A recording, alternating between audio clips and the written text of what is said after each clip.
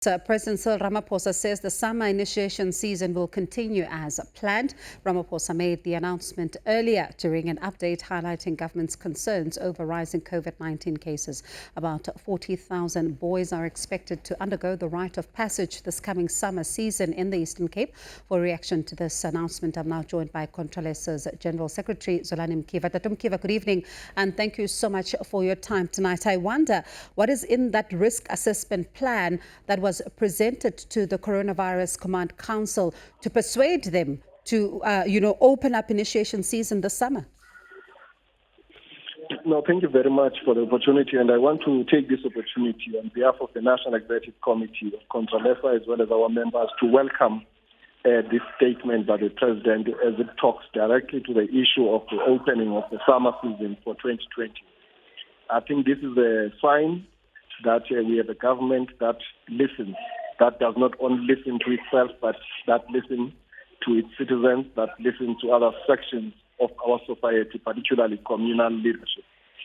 So what we have done is that we have been in a process of an engagement with all the stakeholders, respective departments like health, culture, police, as well as social development. And we then put forward a combo of proposals to government on how we can ensure that the initiation schools can remain safe and ensure the security of children once they are inside and enrolled in the schools themselves. And these include the participation and the role of parents in the whole exercise. But the risk assessment that we have made, we have said that there is nothing that shows scientifically that once children are admitted or are enrolled in the initiation schools, they will be exposed to COVID. Because traditionally, we do observe social distancing in any given case.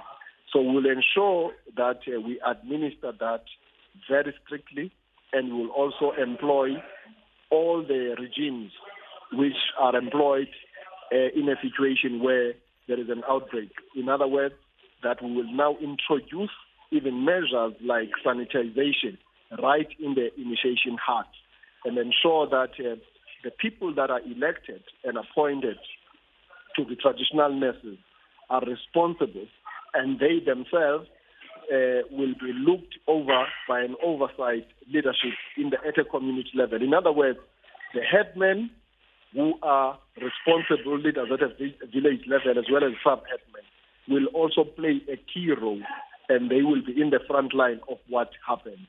So the risk assessment, as it were, is that we did not find anything that begins to say that once these young people are there, they will be exposed. And number two is that we said children that already have underlying factors health-wise should not go through this exercise.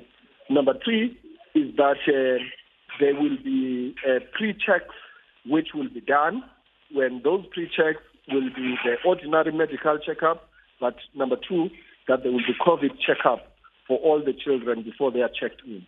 So in that way, we are satisfied that if those measures are adhered to by all and sundry, then the safety of the children are guaranteed. So we are quite happy that the President and the Cabinet have agreed to this to go through.